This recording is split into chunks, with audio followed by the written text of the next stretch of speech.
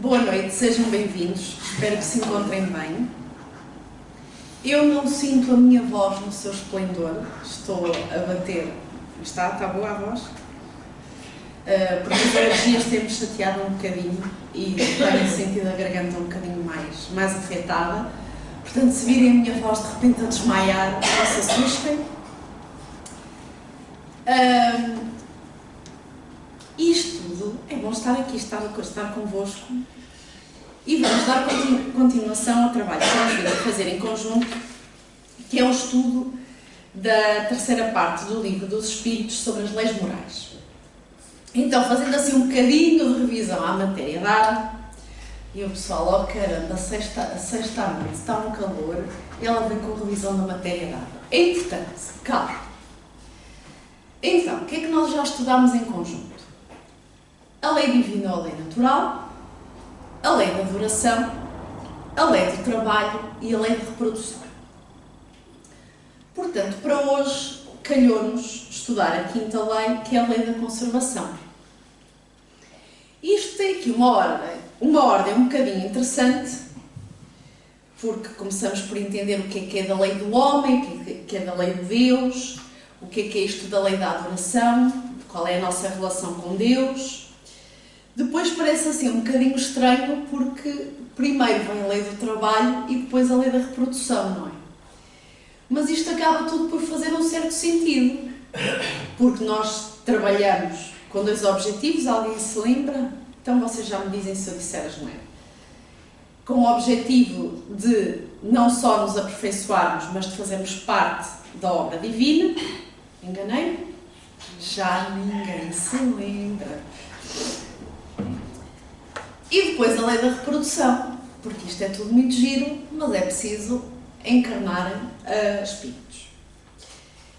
Muito bem, os espíritos encarnam com o objetivo de se melhorarem, que é o nosso caso, e de contribuírem para a ordem divina, e há a lei da conservação, que é um bocadinho curiosa, e eu não sei se aconteceu com alguns de vocês.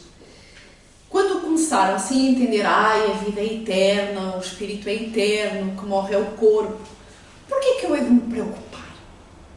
O espírito é eterno mesmo. Porque se nós pensarmos, vamos aqui organizar o nosso dia. Nós passamos umas quantas horas a dormir, anuncio aqui toda a minha inveja, porque eu durmo bem menos do que aquilo que gostaria. Passamos a trabalhar, e eu acho que toda a gente aqui já entendeu que por trabalho não estamos necessariamente a falar de um emprego remunerado. Tudo o que é útil a nós e ao próximo é trabalho. E a quantidade de tempo que nós passamos na manutenção da vida. É comer, é tomar banho, é limpar, é lavar, é arrumar, é dobrar coisas, é ir às compras porque o pessoal tem que comer, é tratar do jardim, é plantar as couves. Quantidade de tempo que nós gastamos diariamente em atividades que eu penso que, se fosse espírito, houve uma altura muito lá atrás que eu achava que os espíritos eram um bocadinho as fadas da Disney. Que eles batiam as palmas e o pó da casa desaparecia. E o meu desejo era voltar a ser espírito para ter poderes mágicos, até que eu entendi que os espíritos, olha, quando eu desencarnar, vou ter exatamente os mesmos poderes mágicos que tenho agora, que são nenhuns. Desculpem lá, uma pessoa tem que ir bebendo água, senão a voz desmaia.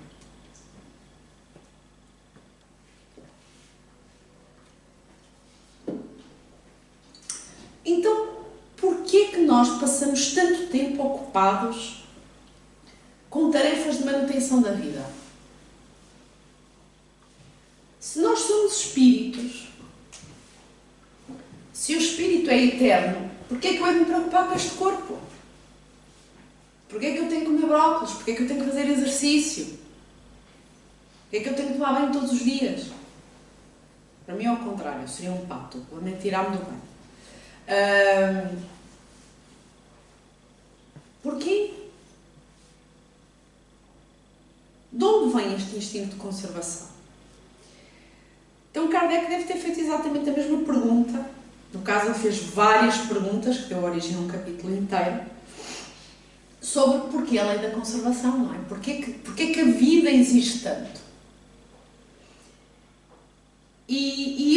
Então ele dividiu este capítulo em outros 5 pontos, que é de onde é que vem o instinto de conservação, quais são os meios de conservação, o gozo dos bens terrenos, porque se estamos a falar de conservação, estamos a falar do lado material da existência, a diferença entre o necessário e o supérfluo e as privações voluntárias. Então, todos nós já nos apercebemos, todos nós já passamos por essa experiência de chegar com a mão perto de uma chama, é que ainda nem queimou.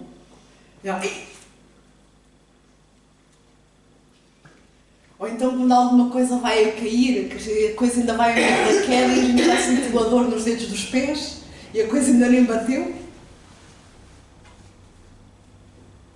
De onde é que vêm esses reflexos? Porque são coisas que nós nem pensamos. Então, na questão 702, Kardec começa logo por perguntar, ok, o instinto de conservação, como é que é? E os espíritos esclarecem que o instinto de conservação, daí a palavra instinto, não é? Alguma coisa que já está no irracional, e outro que já é um bocadinho racional. Portanto, quando nós estamos a falar da chama, que nos queimamos, ou de bater com alguma coisa e fugirmos, ou então aquela sensação de alguém está a passar de um lado e a gente já está a olhar, só para garantir que não é uma ameaça, isso é parte toda instintiva. Depois temos já uma parte muito racional. Lavar os dentes. Lavar os dentes é um ato racional. Nós temos que parar, ir à casa de banho, a escova de dentes, a pasta, estar ali... É racional, mas é um instinto de conservação. Porque é que nós lavamos os dentes? Para os conservar. Então, Kardec começa logo aqui por distinguir. Ok, há coisas que já vêm com o corpo. Estas mais vida ou morte. Tudo que é mais vida ou morte, porque o fogo, se nós pensarmos no homem das cavernas, o fogo significava, ainda hoje. O fogo dá muito jeito, acende umas lareiras quentinhas, acende uns churrascos deliciosos, mas se a coisa correr mal... E depois temos estas partes mais racionais, como o vou tomar banho, o vou lavar os dentes, o vou aspirar a casa, são tarefas de conservação mais racionais. Na 703, Kardec começa a entrar mais nesta ideia de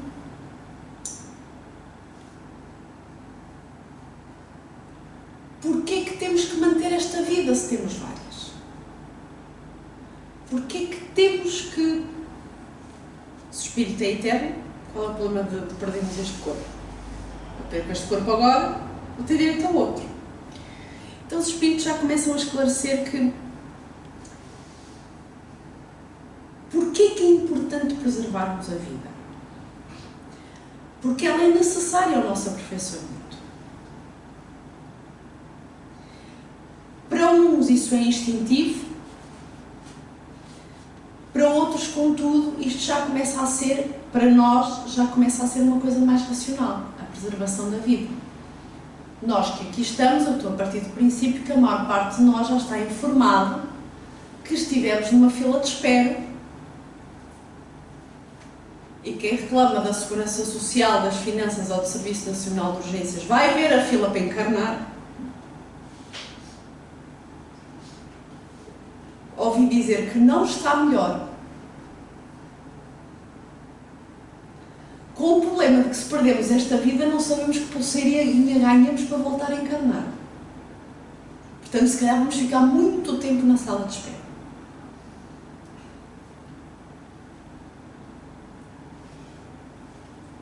Ai, Catarina, porquê é que é tão complicado encarnar? Porque eu esperar que os adoráveis dos meus colegas de trabalho voltem a encarnar na mesma altura que eu.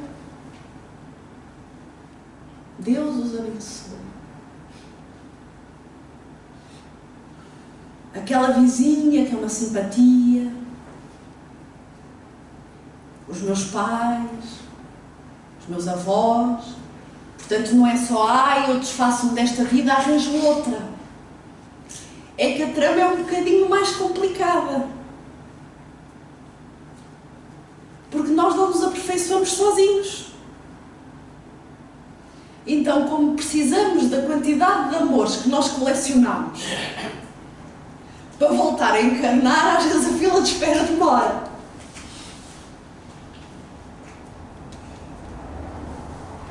Então, Kardec começa logo assim por pôr estas questões e os espíritos por fazerem este aquecimento. No item seguinte, Kardec faz uma pergunta que é muito pertinente até para quem vê os telejornais nos dias que correm. Telejornais, jornais, Twitter, o que quer que seja que vocês usem para ler notícias. Hoje em dia eu falo em jornal e olham para mim como se eu fosse uma criatura do século passado, e outro dia tive o desplante de dizer numa aula de rebobinar a cassete e tinha uma turma de gente a olhar para mim que não sabia o que era rebobinar uma cassete. Chamei-os de incultos. Eu sou histórica.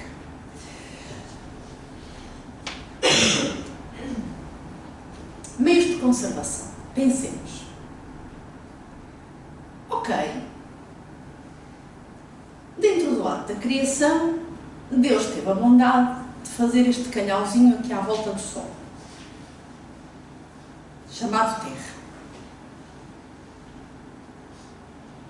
Um conjunto de continentes, países, água que nunca mais acaba, o que já não é também verdade, plantas, pássaros, não sei o quê, e dar comida a esta gente toda.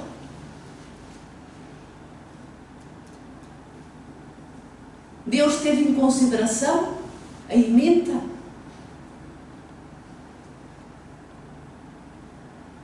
Ou será que Deus é um despassarado como eu, que convida toda a gente para vir habitar um planeta e esqueceu-se de comprar comida?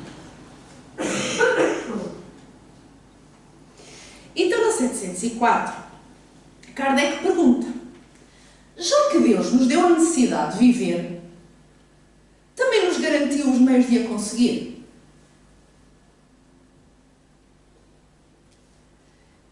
E os espíritos é rápido. Sim. Se o homem não os encontra, é porque não os compreende.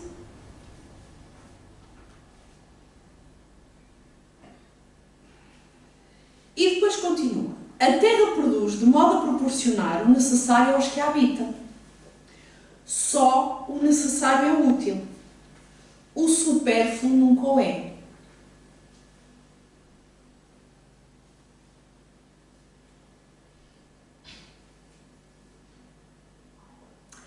Então é o momento que a gente começa a fazer contas. Ora, Deus pôs aqui uns quantos milhões de gente, calculou comida para toda ela, e a verdade é que alguns de nós passam dificuldades.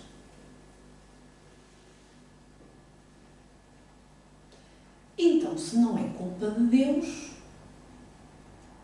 algo errado não está certo.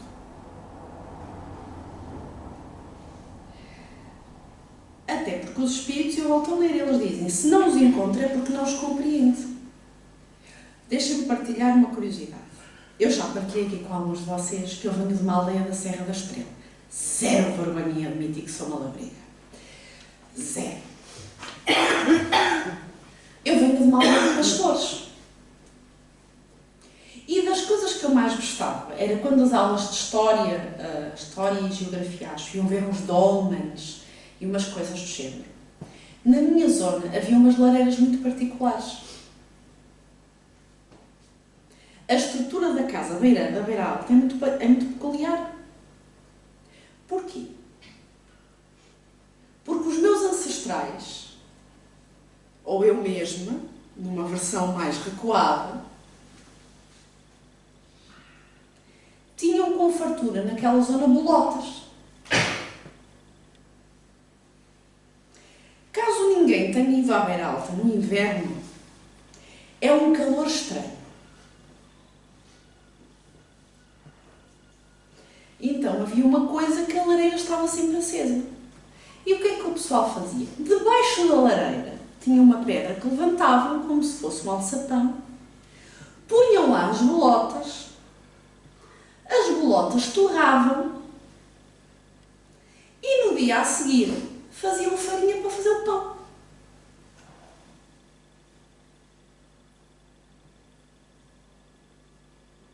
E hoje o povo, pão de alfarroba, pão de semente. Na minha zona era pão de bolota.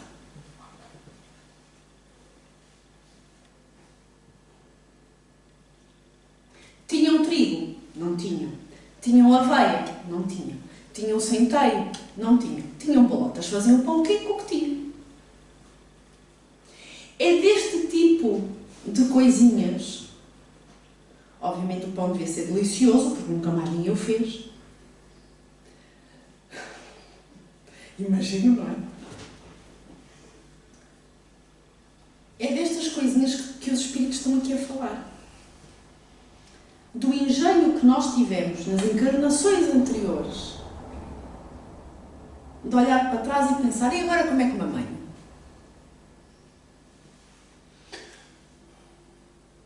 Os recursos estavam lá. Se calhar não aqueles que nós estavam à espera. Obviamente, dava trabalho. Estão a ver as bolotas, não é? Numa árvore, é preciso recolher as bolotas todas, metê-las no fogão, ou melhor, debaixo da lareira, depois é muito mais fácil. Eu saio daqui, passo no Mercadona, a cena já bem fatiada, dá muito menos trabalho.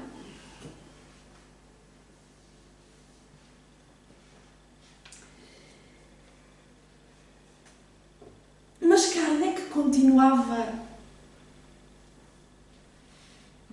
curioso.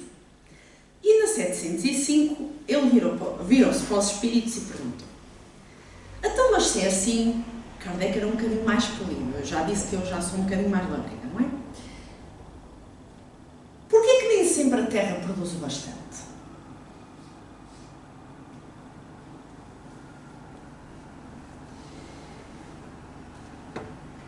A resposta não é engraçada de ler.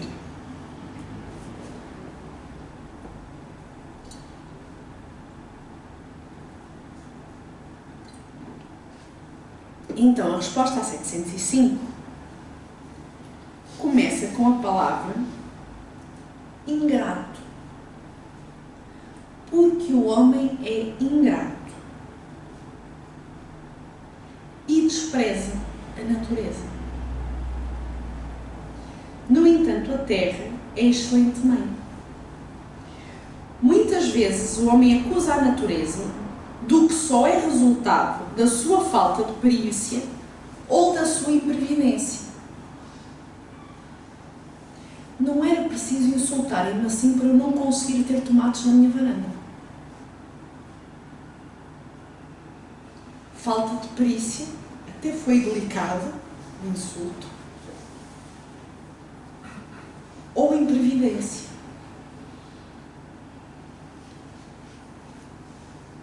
Eu não sei mais o que é que faça aqueles bichos a comerem as folhas dos meus tomateiros.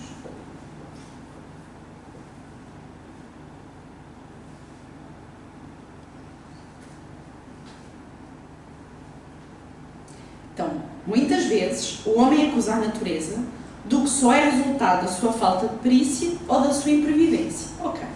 Um barrete enfiado. A Terra produziria sempre o necessário, se com o necessário soubesse o homem contentar-se. Mas aquele hambúrguer de 3 fatias é supérfluo?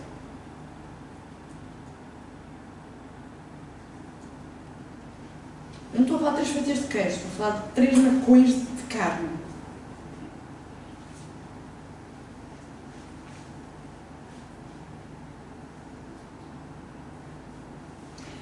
Se o que ele produz não lhe basta a todas as necessidades, é porque emprega no supérfluo o que podia ser aplicado no necessário.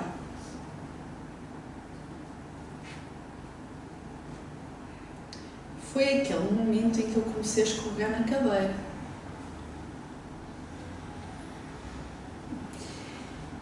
evidente não é a natureza, é o homem que não sabe regrar o seu viver.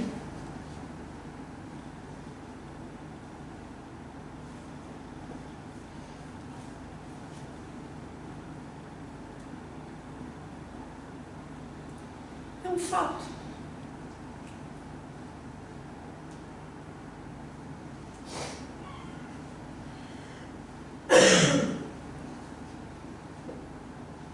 Eu vou deixar assentar, porque as vossas caras, ao vocês adormeceram, os barretes também entraram. Não sou eu que estou a mandar os barretes. Vocês refilem com o espírito da verdade.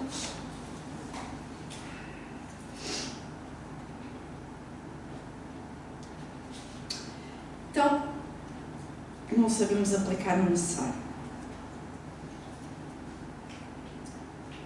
Que é um facto.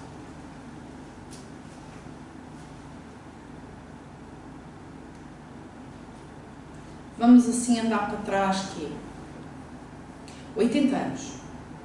Não precisamos ir mais atrás.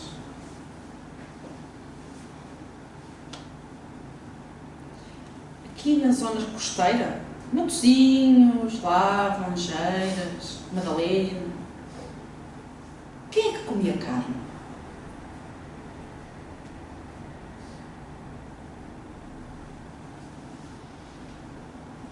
Comiam dos recursos que tinham.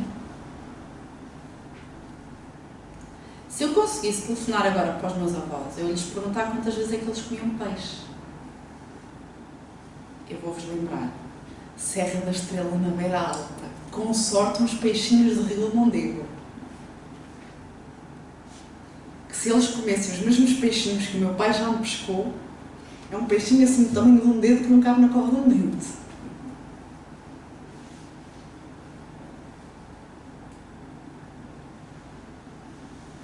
Então a nossa alimentação mudou muito.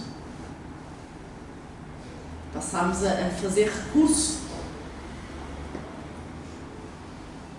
de outras coisas, nomeadamente meios de conservação dos alimentos, meios de transporte dos alimentos.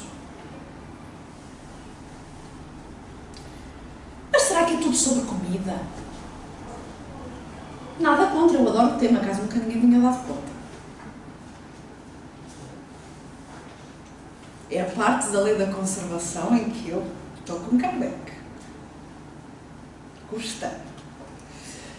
Agora, o que é isto? Será que a lei da conservação estamos só a falar de comida? O que são realmente os bens da terra? Porque Kardec, na 706, pergunta: por bens da terra unicamente se devem entender os produtos do solo? Fiquei chateada. Gosto de fruta. Na minha cabeça, batatas e cenouras vêm do solo.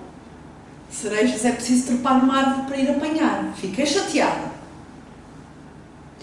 706. Por bens da terra unicamente se devem entender os produtos do solo? Por bens da terra se deve, pois, entender tudo o que o homem pode gozar neste mundo.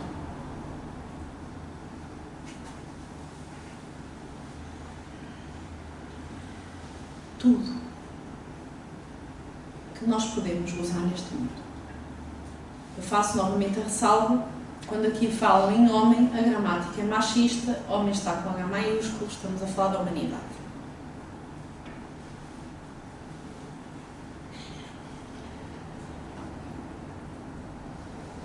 Então, por bens da terra, estamos a falar dos bens da terra, terra, planeta Terra. Estamos a falar da lei da conservação dos rios, estamos a falar da lei da conservação dos mares, estamos a falar da lei da conservação da qualidade do ar, estamos a falar das plantas, das árvores, do sol que nos bate no rosto. Estamos a falar da nossa perícia para a construção. Eu não sei se vocês repararam, se vocês têm acompanhado as últimas tendências da arquitetura. Mas aqui há uns anos nós vivíamos numas cavernas.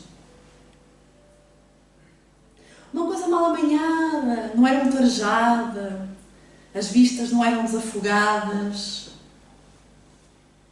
Tínhamos sempre um irmão parvo que riscava nas paredes.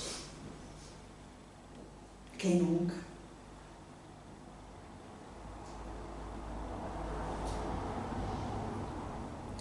Só que depois apercebemos que a coisa não era muito útil, fomos aperfeiçoando.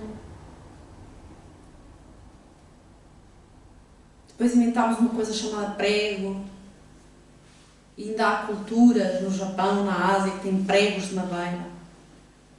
E sistemas de encaixe da madeira para fazer todas as vigas e coisas do género.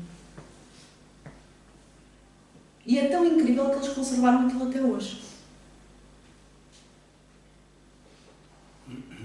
Conservar nos conserva. Porque a habitação também nos conserva. Já viram agora que irão para casa e terem que tirar o galho de macieira? Quem tirasse o galho mais pequeno ficava hoje de plantão a vigiar se não vinha um lobo, se não vinha uma raposa, se uma cobra não apertava os nossos bebés.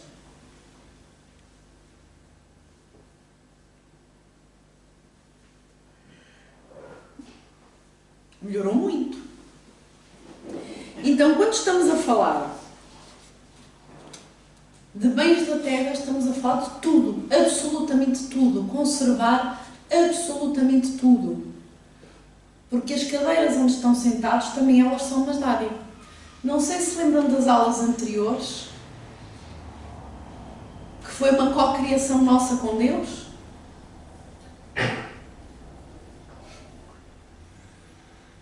Porque Deus pensou, vou-lhes mandar um granito.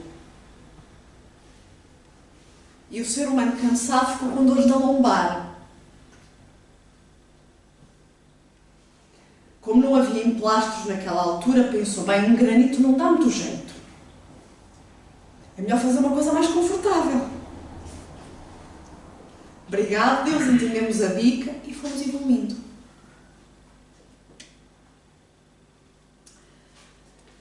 Então, vamos aqui, já entendemos, meios de conservação. Começamos pelos meios de conservação do nosso próprio corpo, daquilo que é o nosso mais imediato de vida, que é o nosso corpo.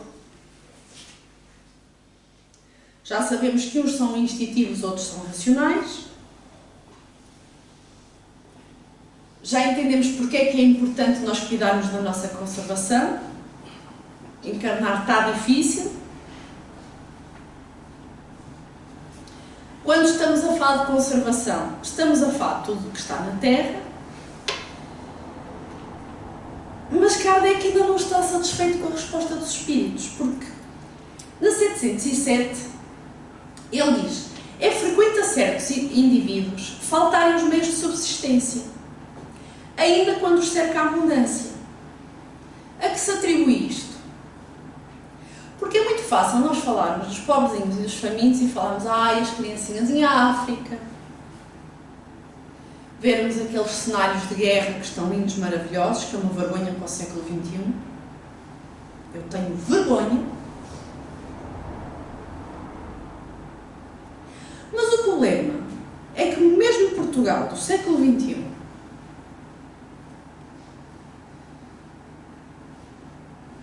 aqui à nossa volta, eu já não sei como é que estão as designações políticas, se é primeiro mundo, se é país desenvolvido, porque estão sempre a mudar o termo para ser menos ofensivo, e é sempre ofensivo, mas Portugal está numa Europa evoluída. Se vocês não estão a passar fome, que eu espero que não estejam, eu quero que levante a mão quem não faz a menor ideia de uma pessoa à sua volta que esteja em dificuldades.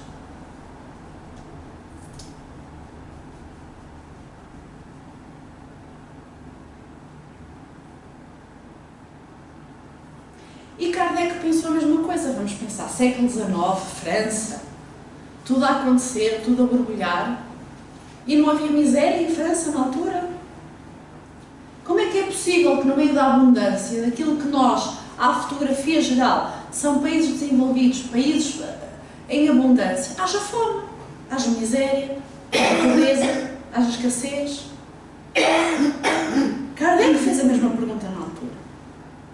E ele perguntou, a que é que se atribui isso?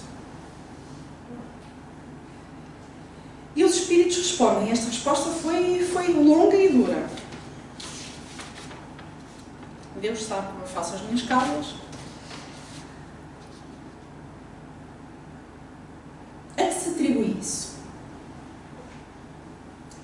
Ao egoísmo dos homens, que nem sempre fazem o que lhes cumpre.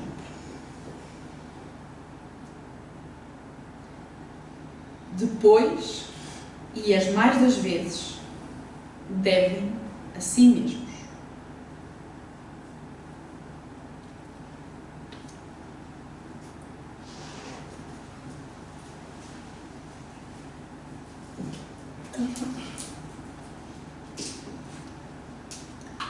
A última coisa que eu gostaria era de estar a passar dificuldades e ouvir do Livro dos Espíritos que as mais das vezes se deve a mim mesma. Parece que é de uma falta de caridade e de uma falta de empatia que dá vontade de uma pessoa pôr uma mão na anca e dizer, mas estes espíritos...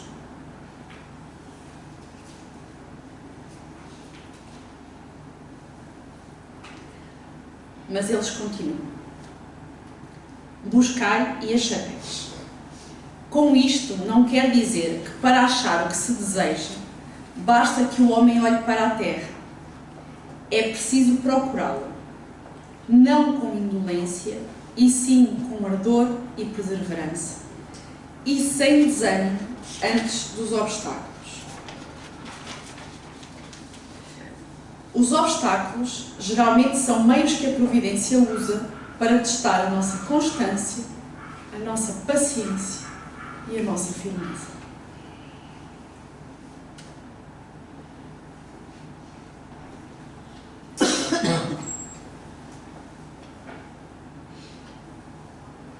Vamos respirar fundo um bocadinho.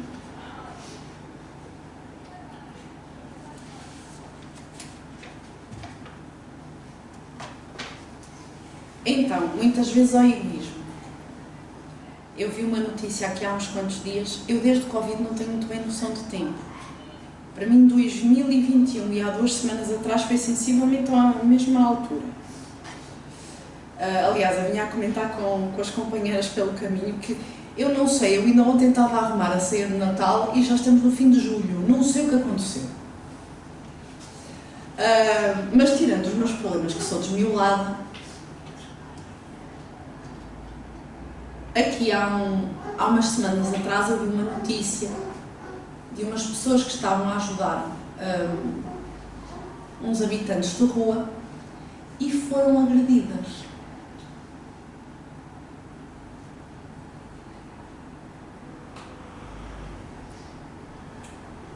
Foram agredidas. Custa-me um bocadinho dizer que os agressores são irmãos nossos. Ninguém me obriga a gostar da parentela toda.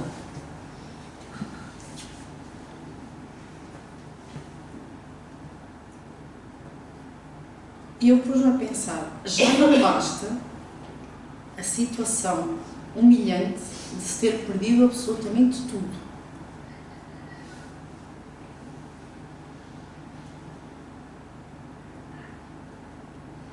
Estar a depender da boa vontade alheia. E essa boa vontade ainda ser motivo de escândalo.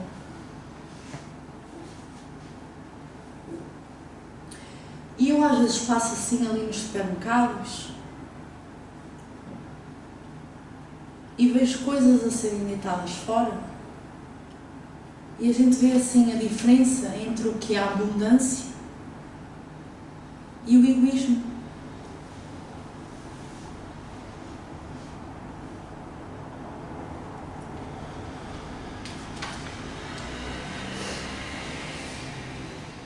Portanto, sim, cabe-nos a nossa parte de procurar essa ajuda, cabe-nos a nossa parte de procurar o nosso engenho para ultrapassar os obstáculos, mas também cabe a nossa parte não sermos nós os egoístas. Se é certo que a civilização multiplica as necessidades, também é certo que multiplica as fontes de trabalho e os meios de viver. Eu preciso ter as unhas pintadas. Eu não preciso ter as unhas pintadas. Mas eu ter as unhas pintadas dá o trabalho à menina que me arranja as unhas. É basicamente isto que está aqui a ser dito. A sociedade vai inventando umas necessidades meio fúteis, mas também vai arranjando os meios de nós as suprirmos. Então a desgraça, para muitos, vem porque enveredam por uma senda diversa da natureza, daquela que a natureza lhes traça, e então falece a inteligência para o bom êxito. Então a verdadeira desgraça, aqui o conceito de verdadeira desgraça, vem muitas vezes porque a natureza está-nos a mostrar uma proposta e nós seguimos por outra.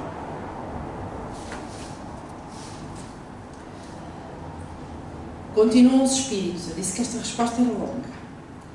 Para todos há lugar ao sol, mas com a condição de que cada um ocupe o seu e não o dos outros.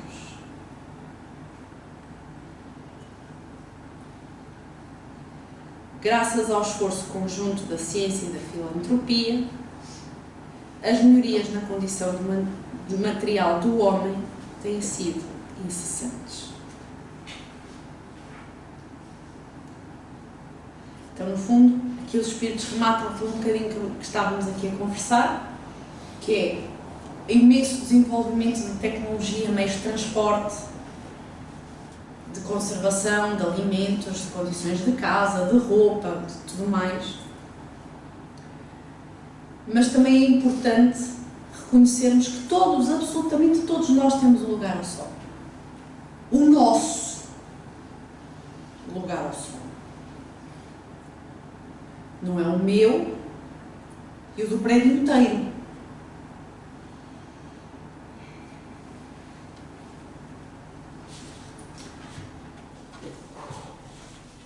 Não estava à espera que o tema fosse tão pesado.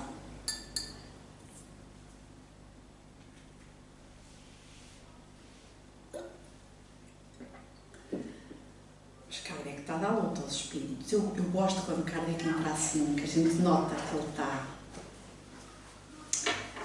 Não há situações, pergunta Kardec, 708, nas quais os meios de subsistência de maneira alguma dependem da vontade do homem, sente-lhe a privação do que mais necessita uma consequência da força das coisas?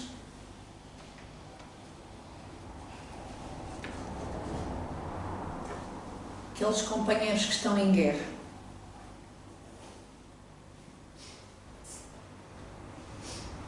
completamente privados de tudo, respondem os espíritos. É isso uma prova, muitas vezes cruel, que lhes compete sofrer e à qual sabia ele de antemão que estaria exposto. O seu mérito consiste em submeter-se à vontade de Deus. Desde que a sua inteligência nenhum meio lhe faculte. Ou seja, o mérito consiste em submeter-se à vontade de Deus, e mais mérito tem a partir do momento que ele tem inteligência para conseguir pensar em como é que sai da dificuldade.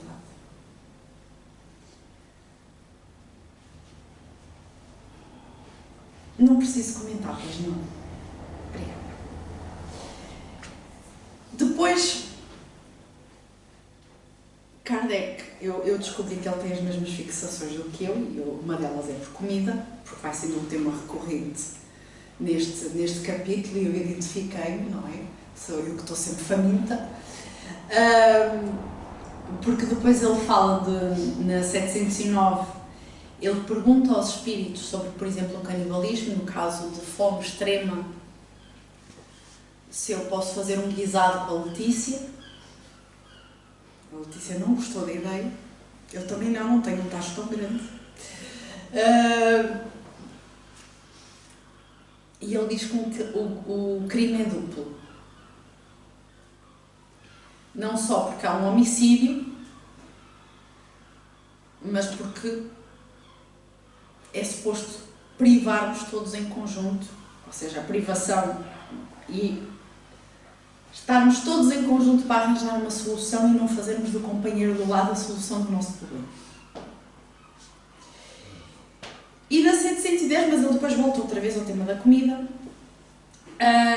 pergunta-se nos mundos mais apurados, seja nos mundos mais evoluídos, naqueles que já têm uma organização mais avançada, Kardec mais uma vez preocupado com o tacho, compreendo, se têm os seres vivos necessidade de se alimentar. E ele diz que tem, mas os seus alimentos estão em relação à sua natureza. Que é uma coisa que nós entendemos com alguma facilidade. Os peixes não têm a mesma alimentação dos pássaros. Os peixes estão na água e mesmo dentro da água têm alimentações diferentes, tal como nós na Terra, não é? A alimentação em Portugal não é igual à alimentação no Vietnã, porque temos à nossa disposição recursos diferentes. Portanto, nos mundos mais evoluídos, sim, o pessoal continua a precisar de energia. Quem estava de olho na chanfana e no cozido é para se despedir aqui, porque quando evoluir não há mais chanfana nem cozido. Falando das coisas boas da vida, Kardec depois tem aqui um item sobre o gozo dos bens terrenos. Interessei-me pelo tópico. E na 711, ele pergunta: o uso dos bens da terra é um direito de todos os homens? E os espíritos despacham a questão assim muito rapidamente. É uma consequência da necessidade de viver. Eu já me perdi nas notas outra vez.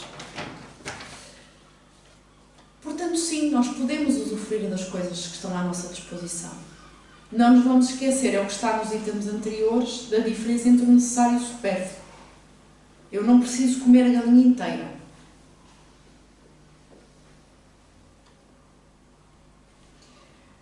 E com que fim pôs Deus atrativo no gozo dos bens materiais? Uma raiva de Kardec com esta pergunta. A meiosice dele foi perguntar aos espíritos porquê que Deus pôs gozo no usufruto dos bens materiais. Eu, mais uma vez, vou-me manter e restringir ao tópico da comida, para não entrar em malandrice, que isto é uma casa séria. Porque só também comer a maior parte de nós.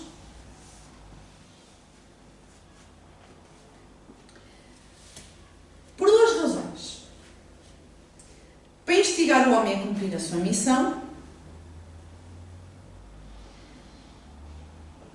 e experimentá-lo por meio da tentação. A segunda parte,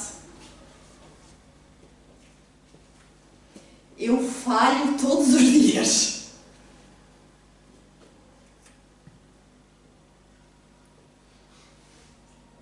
Mas a verdade é, se nós não tivéssemos prazer, e eu vou voltar ao tópico da alimentação, na comida, ou a saciar a fome, que também é um bocadinho diferente, mas quando nós temos muita fome, há uma sensação de satisfação. Eu agora, estou com a pança cheia.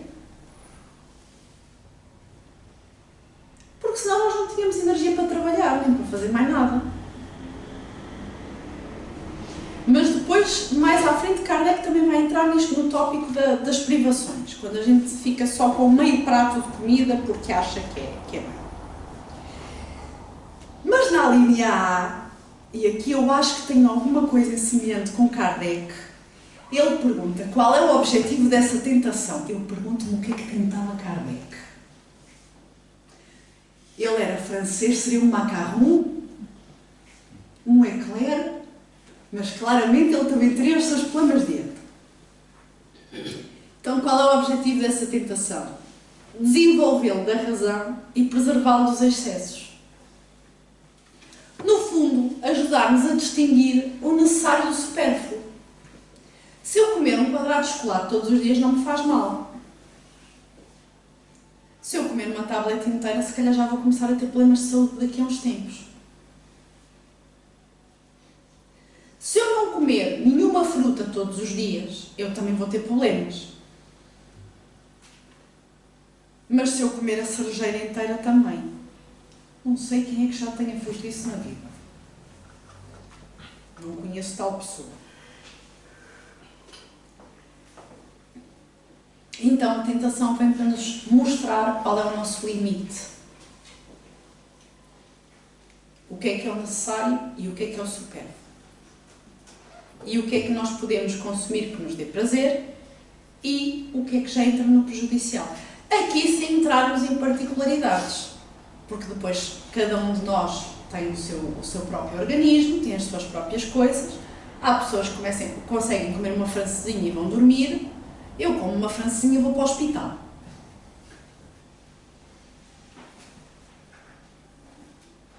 Porque o meu estômago não consegue digerir aquilo tudo em simultâneo. Então uma francesinha para mim é mais do meu limite.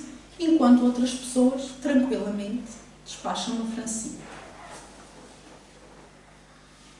Então, Kardec, ele vai fazer esta pergunta 2 vezes. Ele vai fazê-la agora na 713, mas prestem atenção depois para a 716. Na 713, Kardec pergunta: traçou a natureza o limite aos gozos? Kardec preocupado. E respondem os espíritos: sim, para vos indicar o limite do necessário. Mas pelos excessos chegamos à saciedade e nos punimos a nós mesmos, que era o que eu estava a falar. Eu como uma francinha inteira vou para o hospital. Está aqui a minha punição para mim, para o meu limite, para o meu corpo, para o meu organismo, para as minhas necessidades. Não quer dizer que sejam as nossas necessidades. Uma francinha demais. Sou punida porque ultrapassei o meu limite. E o meu corpo diz: ah é? Pum.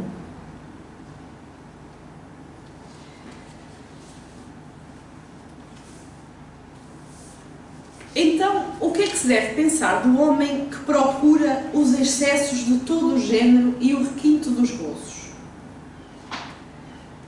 E os espíritos respondem com um ponto de exclamação. Portanto, eu imagino um qualquer espírito com a mão na anca. Pobre criatura, mais digna é de lástima do que de inveja, pois bem perto da morte está. Que morte é que falamos aqui? De alguém que vive única e exclusivamente para os gozos da terra. Da morte física, naturalmente, mas da morte moral. Porque se eu venho aqui com o objetivo de me melhorar, com o objetivo de ajudar Deus na criação, e eu estou somente focado no que é que vai ser o pequeno almoço amanhã, ou no jantar, ou na ceia, ou no restaurante melhor, se isso for só a minha vida, eu estou a morrer moralmente porque eu não estou a cumprir a minha missão. E depois todas as circunstâncias do que está à nossa volta. Porque se eu consigo viver em abundância e a minha volta há fome, alguma coisa não está bem. E os espíritos continuam e são muito pouco simpáticos, e as palavras são deles, não são minhas. Está abaixo da besta porque não consegue conhecer os limites. Abdica da razão. As doenças, as enfermidades e ainda a morte resultam do abuso.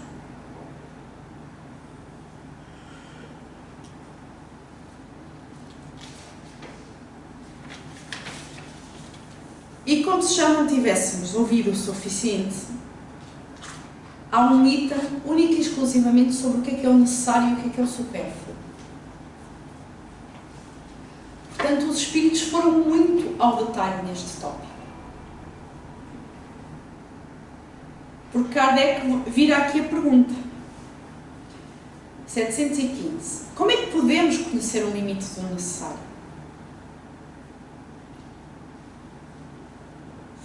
Porque nós também podemos adoecer no ponto de vista contrário. Que eu agora nem uma maçã como.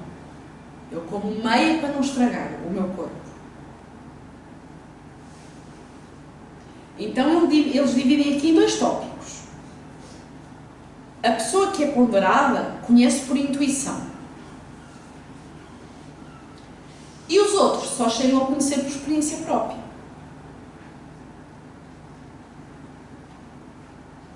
E na 716, Kardec volta à carga sobre o limite do necessário.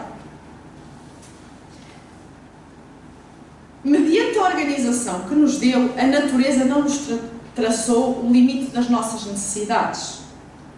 Os espíritos muito rapidamente. Sim, mas o homem é insaciável. Os vícios alteram-lhe a constituição. Criam necessidades que não são reais.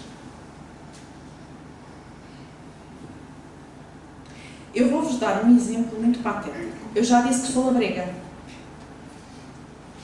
Eu sei que as laranjas vêm no inverno e os frutos vermelhos no verão. As laranjas, porque são riquíssimas em vitamina C e durante o inverno e o frio, previnem-nos da gripe.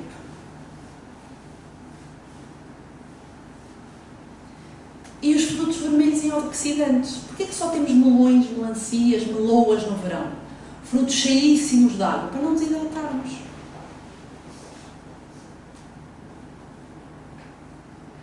Basta observarmos a natureza. Está bem que hoje em dia a gente vai ao supermercado e tem tudo o ano todo. Tive essa discussão com um colega de trabalho, ele olhou para mim como se eu tivesse vindo de outro planeta. E eu, sim, as frutas têm épocas. Para quem não sabia, fica a informação. As frutas têm épocas, portanto a natureza vai-nos dizendo o que é que nós precisamos. Em cada país, em cada estação do ano, há frutas diferentes, há coisas diferentes em alturas diferentes. Agora, os espíritos dizem que nós somos insaciáveis. Quem é que já comeu mirtilos no Natal? A minha avó, se me visse, morria de desgosto, porque mirtilo é uma fruta de verão.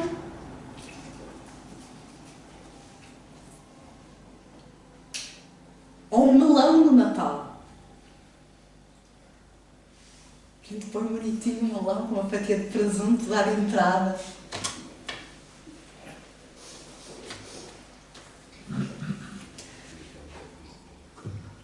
A parte da horta interessaram-se todos, acordaram todos. Estava tudo meio a dormir, acordaram todos. Se precisarem de um borda de água, eu também dou umas dicas. Para terminar. Estamos quase. Então, Kardec continua, no meio disto tudo e das respostas todas sobre esta distinção do que é o necessário, do que é o supérfluo.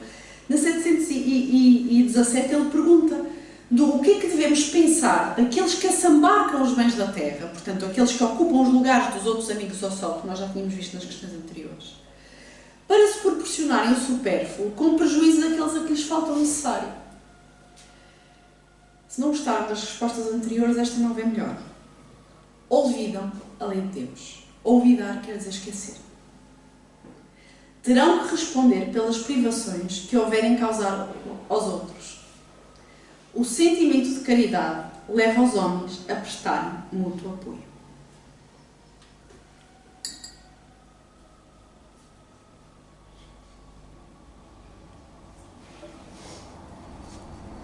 E o último tópico, que eu vou fazer assim um bocadinho en passant, que é sobre as privações voluntárias. Eu agora tenho muitas laranjas em casa, não vou comer laranjas, porque há pessoas a passarem fome. 718. A lei de conservação obriga o homem a prover as necessidades do corpo.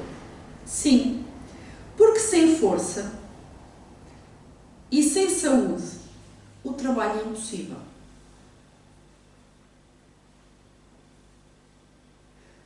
Que a minha avó dizia nós termos um bocadinho mais ligeiro, de saco vazio, não puxa carroça.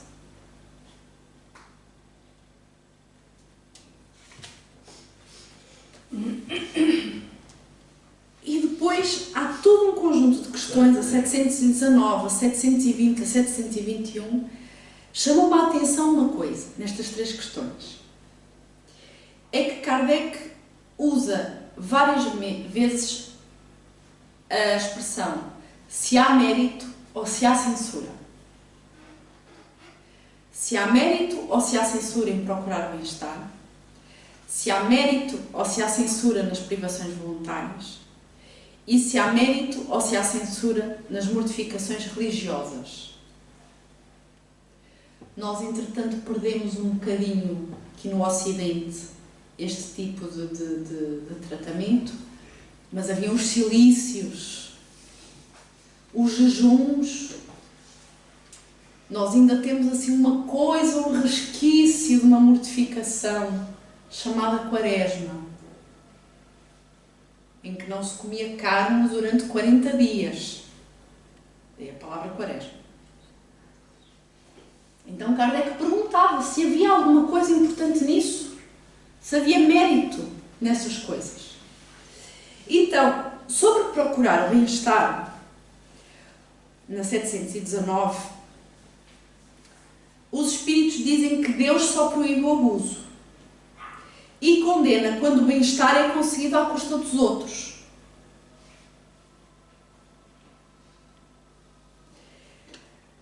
Quanto às privações voluntárias, Deus só vê mérito se fizermos bem ao semelhante.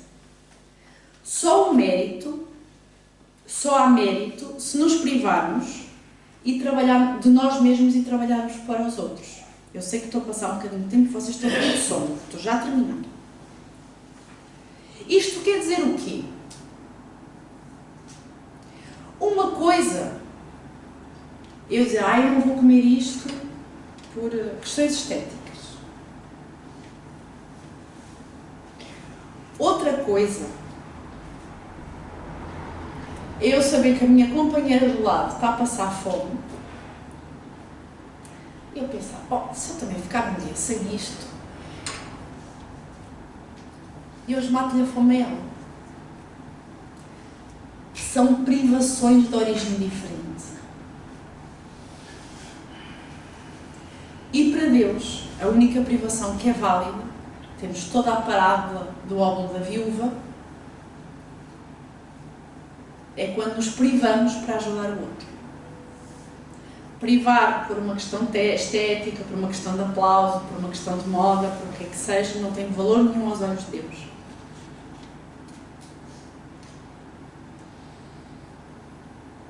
E na última, sobre as mortificações religiosas, a resposta é muito semelhante. O que é que adianta eu me privar de comer a carne durante 40 dias se ninguém está a ganhar com isso durante esses 40 dias? Se eu não estou a matar a fome de ninguém, não estou a ajudar ninguém, continuo a falar mal de toda a gente. Vocês, porque não falo mal de ninguém. Só para clarificarmos aqui as coisas.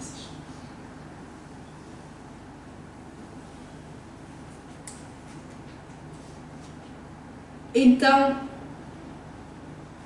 e depois há todo um conjunto de outros tópicos sobre a alimentação animal.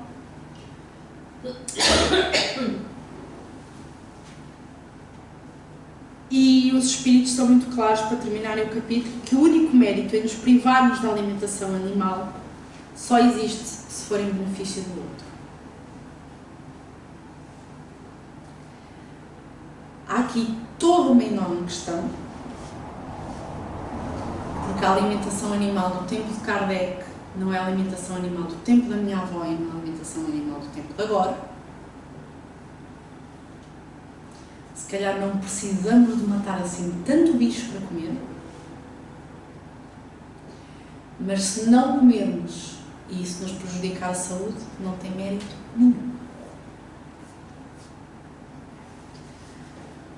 Então, foi um capítulo longo e vocês aturaram, e eu nem um PowerPoint bonito tinha, também os meus PowerPoints nunca são bonitos.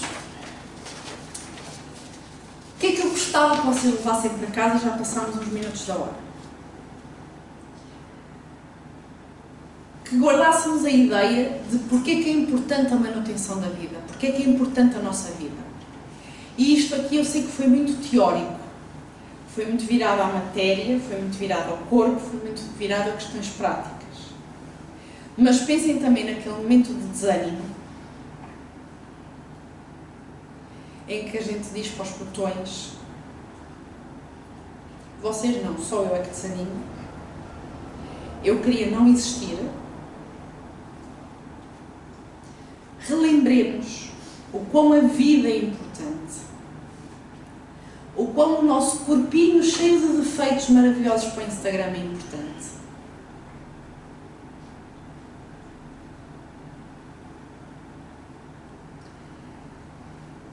Que não há mal nenhum em aproveitarmos as coisas boas do planeta, as coisas boas que Deus nos colocou aqui. E o quão é importante aprendermos a distinguir o necessário e o supérfluo. Porque essa distinção depois também vai dar espaço a um outro tema lá à frente, que é um tema que geralmente o João estuda quando está a falar do Evangelho, que é as causas atuais das aflições. Que é quando eu vou parar às urgências do "ai, estou tão cheia". Causa atual da aflição, não soube distinguir necessário de supérfluo. Então, fiquemos com esta ideia. Se depois tiverem alguma dúvida, muito obrigada pela vossa paciência comigo hoje. Sei que não foi fácil. Se houver alguma dúvida, depois no final sintam-se à vontade, conversamos um bocadinho e estamos aqui. Obrigada. Vamos à segunda parte dos trabalhos. Então vamos relaxar.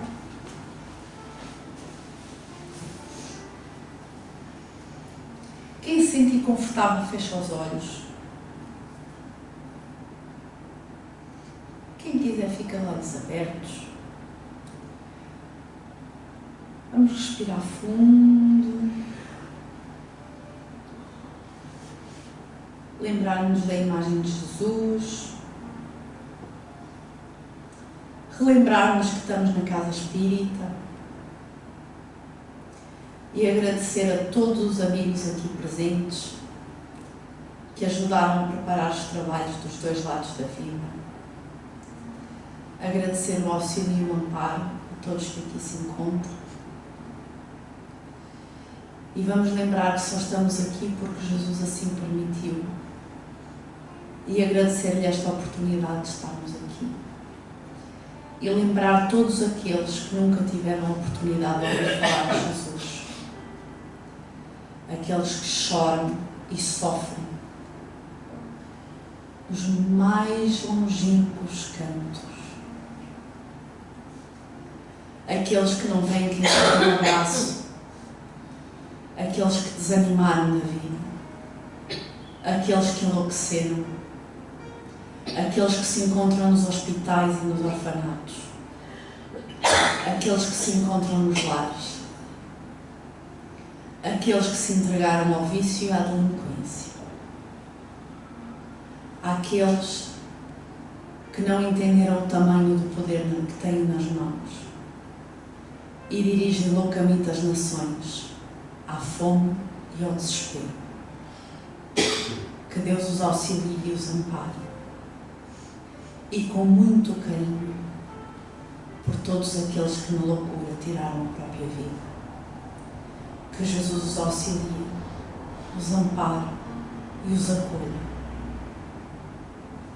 E se assim formos merecedores, por todos aqueles que nos acompanham, por todos aqueles que testemunham a nossa vida, o nosso lar, os nossos amigos, os nossos colegas, a todos os desafetos, que possam receber com o mesmo carinho e com o mesmo cuidado a ajuda que pedimos para nós mesmos.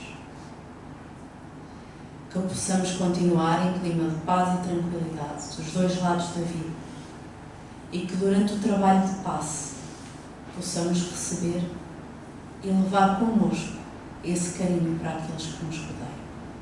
Que assim seja.